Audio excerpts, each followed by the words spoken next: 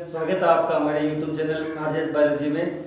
तो आज हम जो डिस्कस करेंगे वो करेंगे एम्ब्रियोजेनेसिस। इसका मतलब होता है कि डेवलपमेंट ऑफ एम्ब्रियो, भ्रूण का विकास किस प्रकार से होता है। इसी प्रोसेस को हम जो एम्ब्रियोजेनेसिस या भ्रूण विकास कहते हैं। तो देखो, थोड़ा सा इसको समझने से पहले एक बार वापस अपन रिवाइंड करते हैं। तो हमने ये पढ़ा था कि एक गाइनोसियम के अंदर जो कार्पल है उस कार्पल में ओयूल के अंदर जो है वो हमने पढ़ा था कि एम्ब्रियो सेक,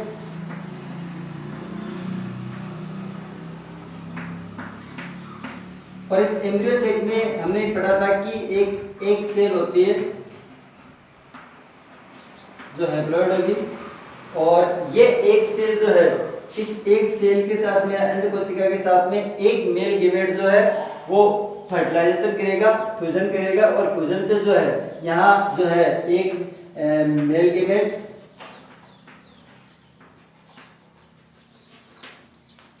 प्लस एक सेल जिसको हम फीमेल गैमेट भी कहेंगे, ये भी एन है और ये भी एन है, दोनों के फ्यूजन से एक डिप्लॉयड सेल बनती है जिसको हम कहते हैं जाइगोट या युग्मनज। अब ध्यान देना कि यही युग्मनज जो है वो एम्ब्रियोजेनेसिस द्वारा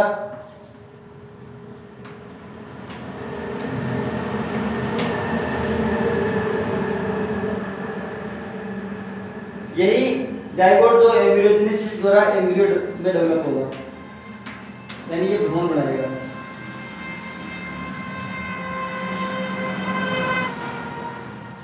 तो जाइगोट से एम्ब्रियो के डेवलपमेंट की क्रिया जो है वो एम्ब्रियोजेनेसिस कहलाती है। जो यहाँ पर जो ये जाइगोट है वो धीरे धीरे भ्रूण में बदलेगा। या भ्रूण जो होता है वो नेक्स्ट जनरेशन का एक लघु रूप है जो आगे चल के पूरा प्लांट डेवलप करता है। इस पूरी प्रोसेस को हम जो एम्ब्रियोजेनेसिस कहते हैं। अब मैं यहाँ आपको बता दूं कि एम्ब्रियोजेनेसिस की जो डिस्कवरी है वो सबसे पहले हेंस्टीन ने की थी,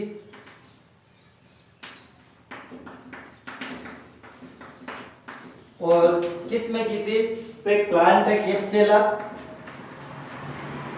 बर्सा पेस्टोरिस, इस प्लांट के अंदर की थी और 1840 में। और यहाँ मैं बता दूं कि ये जो प्लांट है वो द्विबीजपत्री का जो ब्रेसिकेसी कुल है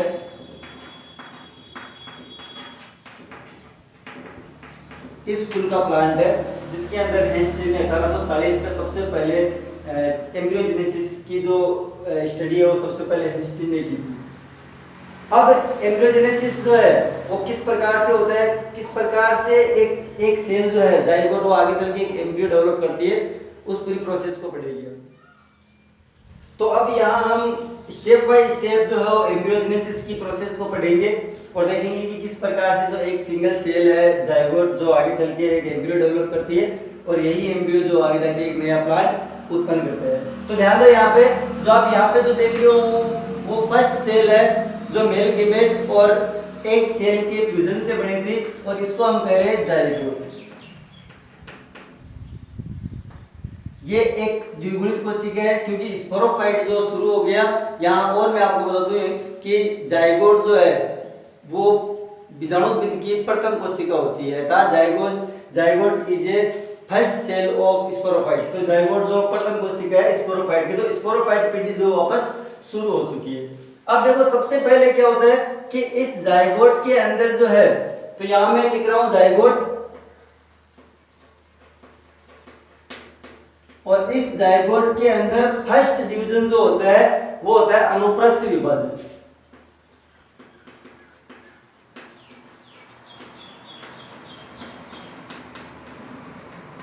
ये ट्रांसवर्स डिवीजन है जिसके द्वारा दो सेल बनती है जो अलग अलग आकृति की होती है।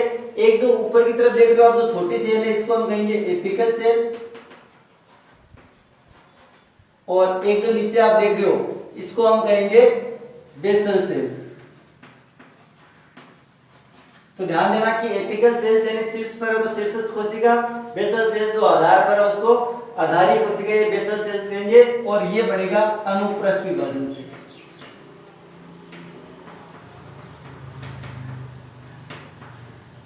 तो इस तरीके से दो सेल बनती है जो अलग अलग आकार की होती है, एक छोटी और एक बड़ी। तो यहां मैं दो सेल बना रहा हूं,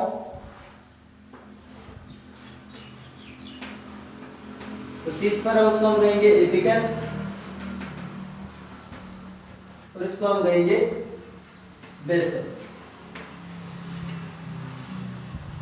अब ध्यान दो कि इन दोनों सेल्स के अंदर जो डिवीजन है वो साथ साथ में होता है, और पहले हम एपिकल सेल्स में डिवीजन किस प्रकार से होते हैं, किस प्रकार से विभाजन होते हैं तो वो पढ़ लेते हैं, फिर उसके बाद में मैं बेसल सेल्स का बता दूंगा साथ साथ में।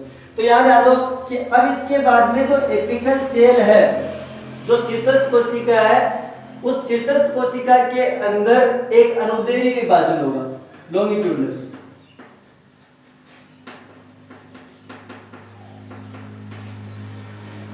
और इस अनुदैर्घ्य विभाजन से जो है यहाँ देखो दो सेल बन रही है, बन रही नहीं बन रही है, तो यहाँ दो सेल बनेगी और ये बन गई दो सेल। और अब इसके बाद में एपिकल सेल्स में एक तो हो गया अनुदैर्घ्य,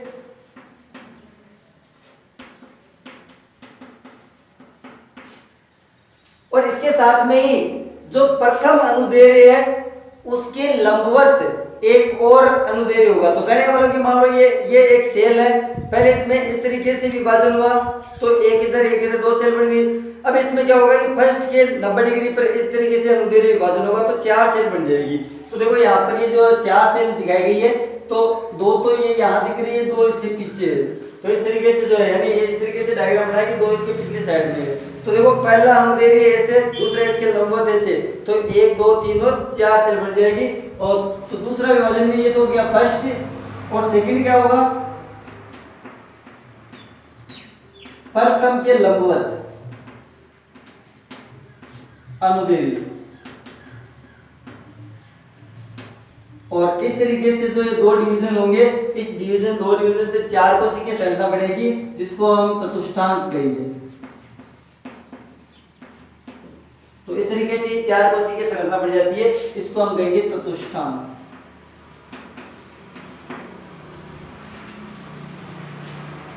अब इसके साथ में ये जो बेसल सेल्स है, यहां देखो ये बेसल सेल्स में लगातार जो है अनुप्रस्थ विभाजन करती रहेगी, और इन अनुप्रस्थ विभाजनों से क्या होगा कि नीचे की तरफ जो है वो लगातार अनुप्रस्थ विभाजन का मतलब हो गया कि मान लो ये सेल है 1 2 3 4 ऐसे अनुप्रस्थ विभाजन होते रहेंगे और सेल्स की संख्या बढ़ती रहेगी। तो इन अनुप्रस्थ विभाजनों से मैं एक साथ लिख रहा हूं, विभाजनों से जो है 7 से लेकर 10 कोशिकीय 10 सेल का सस्पेंसर बनता है जिसको हम निलंबक कहते हैं। तो ये निलंबक बन जाएगा। अब ध्यान दो, वापस हम ऊपर एपिकल सेल्स वाले में चलते हैं। तो यहाँ चतुष्टांक बना हुआ है। अब इस चतुष्टांक के अंदर जो है मान लो ये चार सेल है, जो एक यहाँ एक यहाँ एक यहाँ एक यहाँ चार है। अब इस पे इस तरीके से डिवीजन होगा और इस तरीके से डिवीजन होगा तो 8 सेल बन जाएगी। तो इस चतुष्टांक के अंदर अनुप्रस्थ विभाजन होगा और इस अनुप्रस्थ विभाजन से जो है वो यहाँ पर आप बता दूं मैं आपको कि अष्टांशिक बन जाएगा।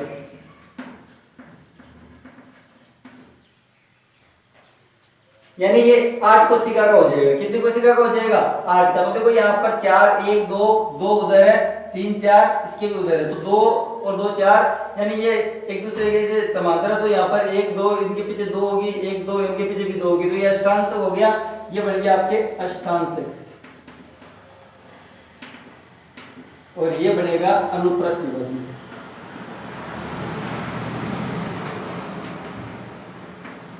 और ये आप देख रहे हो नीचे बेसल सेल से जो सस्पेंसर बनता है जिसको हम निलंबक कह रहे हैं, ये निलंबक बन गया। अब ध्यान दो कि ऊपर जो अष्टांशिक बना है, अब ये 8 कोशिकाएं होगी। मान लो ये यहाँ पर 8 कोशिकाएं हैं जिनमें से 1 2 3 4 मतलब ऐसे 8 है, तो ये 8 सेल है।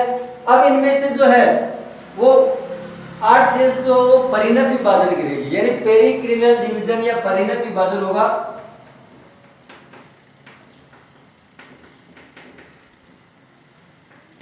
अब देखो पेरिक्लिनल डिवीजन या परिणत विभाजन क्या होता है, तो इसमें आप समझना कि ये सरफेस जो है इस सरफेस के समांतर होता है, और सरफेस के समांतर होने से क्या होगा कि खड़ी पंक्तियों के अंदर जो सेल्स के जो है वो ग्रुप दिखाई देंगे। समझना, यहाँ पे मैं आपको थोड़ी सी दूर में समझाता हूँ कि मान लो ये सेल्स थी, 3 सेल है। अब इस सेल्स में इस सेल में अगर परिणत विभाजन होता है तो परिणत विभाजन से क्या होगा कि ये 2 कोशिकाएं इस तरीके की बनेगी। कहने का मतलब है कि ये मोटाई में वृद्धि करता है। किसमें वृद्धि करता है?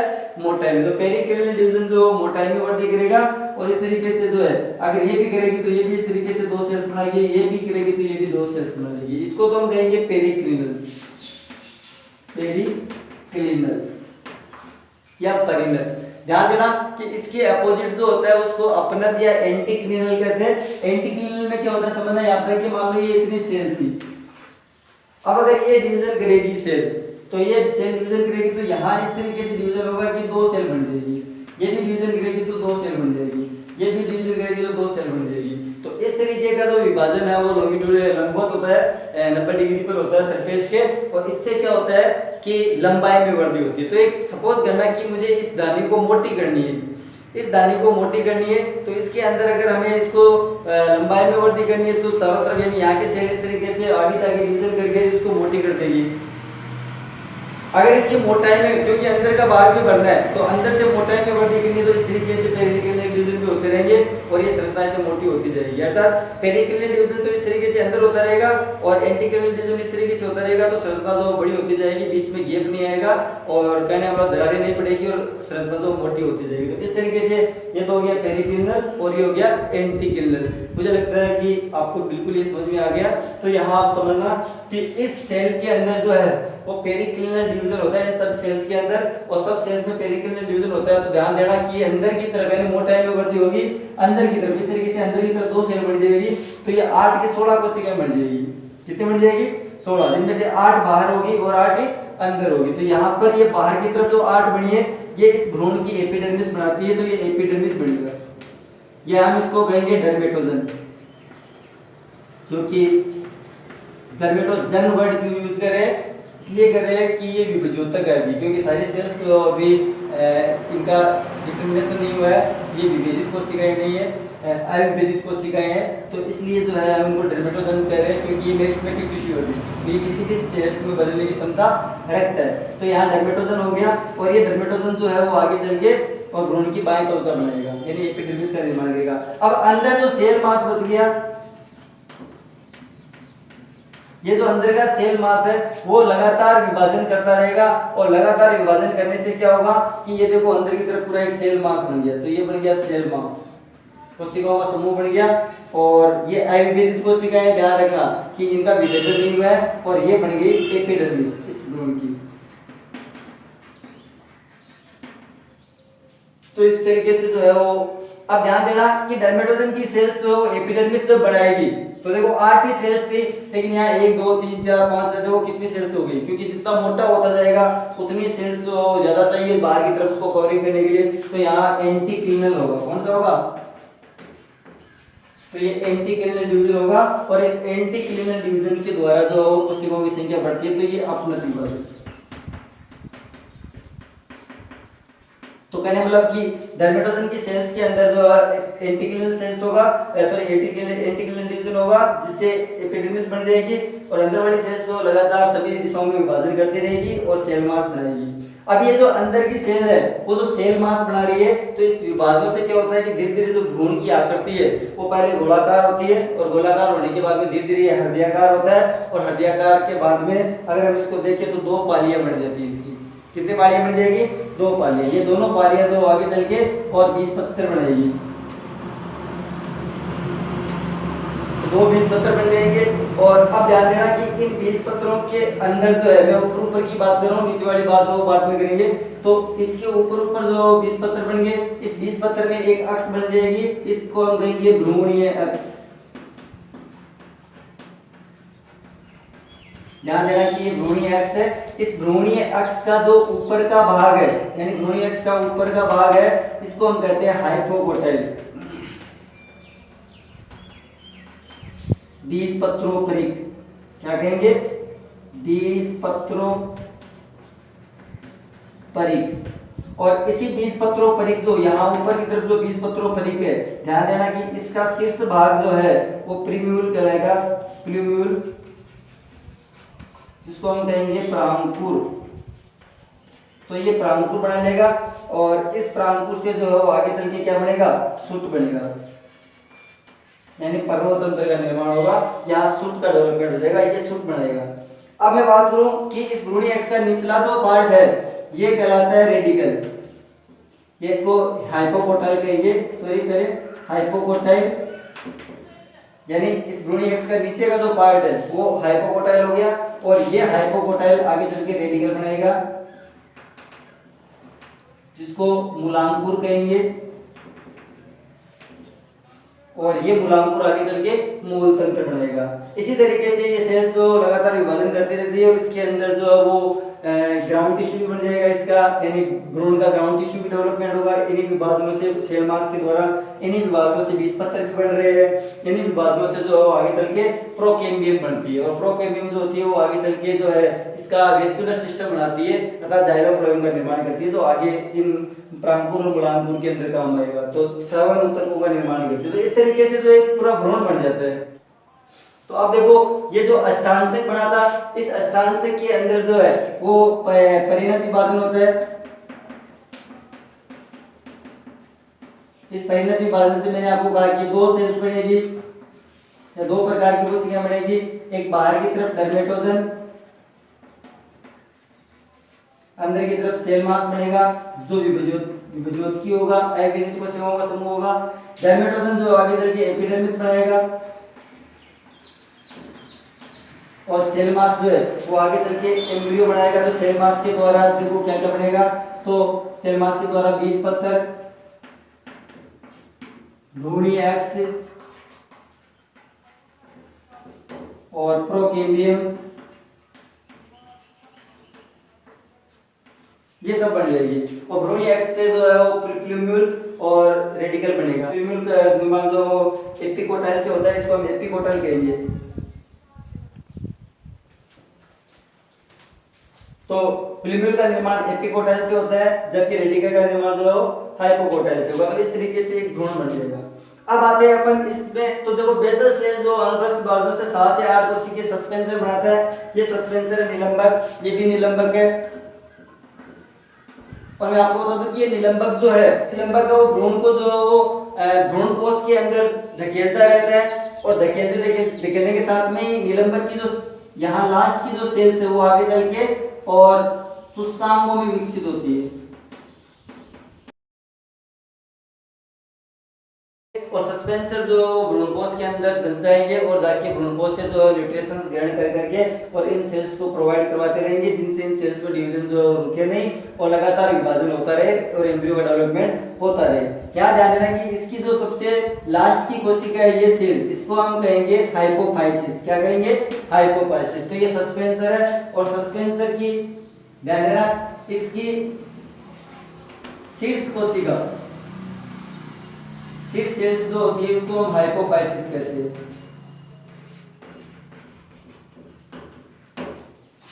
ये रेडिकल के पास में होती है। तो इस तरीके से जो है वो ये यहाँ पर निलंबक है,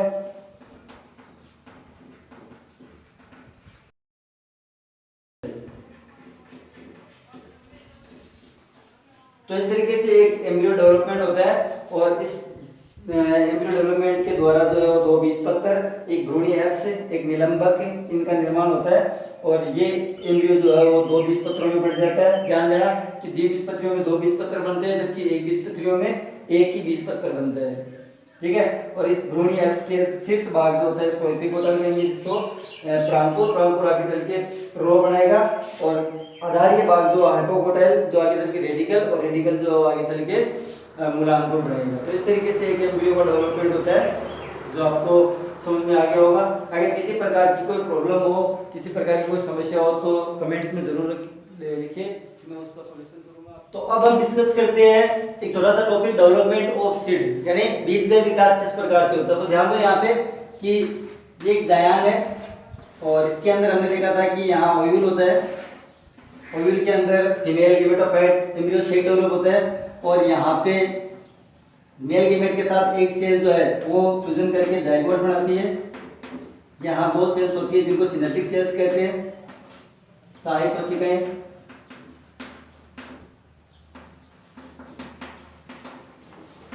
इसको हम सिनर्जिक सेल कहते हैं। ऊपर 3 सेल्स होती है जिनको एंटीकोडल सेल कहते हैं, और बीच में एक त्रिगुणित सेल्स होती है जिसको हम प्राइमरी एंडोस्पर्म सेल कहते हैं। अब ध्यान दो यहाँ पे कि फर्टिलाइजेशन, आफ्टर फर्टिलाइजेशन के बाद में ये जो सेल्स है जाइगोट, ये फर्टिलाइजेशन के बाद में एम्ब्रियो में डेवलप होगी, तो इससे एम्ब्रियो बनेगा। सिनर्जिक सेल्स जो है वो डिजनरेट हो जाएगी, यानी यह पासित हो जाएगी, कोई काम नहीं देगा। प्राइमरी एंडोस्पर्म सेल जो है वो फर्टिलाइजेशन के बाद में एंडोस्पर्म में चेंज होती है, जिसको हम भ्रूण कोश कह रहे हैं। जो एम्ब्रियो है डेवलप होते हैं, एम्ब्रियो को न्यूट्रिशन जो है वो प्रोवाइड करवाती है।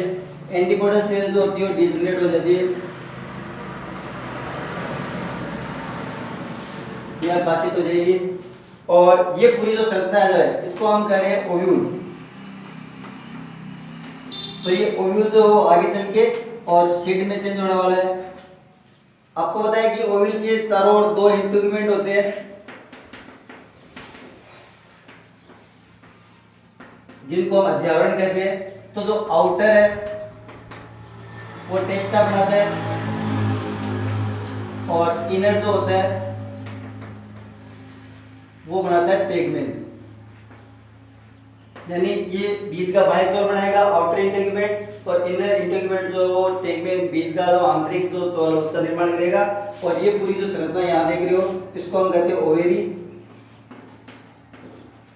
और ये ओवेरी आगे चल के और फ्लूइड में कन्वर्ट हो जाएगा, यानी ये फल बनाएगा। तो इस तरीके से जो है यानी आफ्टर फर्टिलाइजेशन जितनी भी संरचनाएं हैं वो आगे किसी न किसी संरचना के रूप में डेवलप होती है। तो इन संरचनाओं के रूप में डेवलप होगी। अब इसके बाद में अगर हम बात करें तो कुछ प्लांट होंगे जिनके आपको पता है कि यहाँ पर जो है वो एक लेयर होती है। तो ध्यान दें यहाँ पे कि पहले ये जो संरचना है इस संरचना के अंदर न्यूसेलस था, जिसको हम बीजांड काय करें। और ये बीजांड काय जो है वो एम्ब्रियो सेल के डेवलपमेंट के दौरान क्रीपी प्लांट के अंदर जो पूरा यूज हो जाता है भोजन के रूप में। लेकिन कुछ प्लांट ऐसे होते हैं उनमें थोड़ा शेष बच जाता है, और जिनमें ये शेष बचता है तो बाहर एक पतली परत के रूप में दिखाई देता है। इसको हम जो है वो परिभ्रूणकोश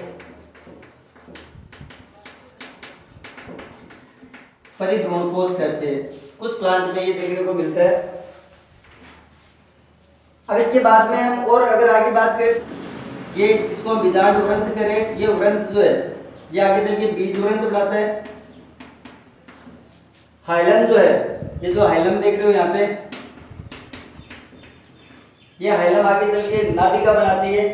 कुछ प्लांट ऐसे होंगे जिनमें बीजांड के चारों ओर एक पतली लेयर पाई जाएगी। तो कुछ प्लांट के बीजांड या ओव्यूल के चारों ओर एक पतली लेयर होती है। ये पतली लेयर जो है वो भोजन के रूप में यूज होती है, खाने योग्य भाग होता है, इसको एरिल कहते हैं। तो ये एरिल कहलाती है। लीची के अंदर एग्जांपल दे रहा हूं मैं आपको, लीची। तो लीची में बीजांड के चारों यानी बीज के चारों ओर एक मांसल परत होती है जो भोजन के रूप में यूज होती है, उसको हम एरिल कहते हैं। यूफोर्बिएसी कुल के जो प्लांट होते हैं उनमें बीजांड द्वार के पास में एक छोटी सी संरचना होती है जिसको हम कैरेंकल कहते हैं। ये कैरेंकल के रूप में डेवलप होती है। जैसे मैं आपको एग्जांपल दूं अरंडी, तो अरंडी के अंदर एक कैरेंकल के रूप में एक संरचना पाई जाती है यहाँ पे। इसके अलावा कुछ प्लांट जो एकबीजपत्री प्लांट होते हैं उनके अंदर जो माइक्रोपाइल है बीजांड द्वार, उसके पास में एक पलकनुमा संरचना पाई जाती है जिसको ओपर्कुलम कहेंगे। तो ये पलकनुमा संरचना जो होती है वो एकबीजपत्री में मिलती है।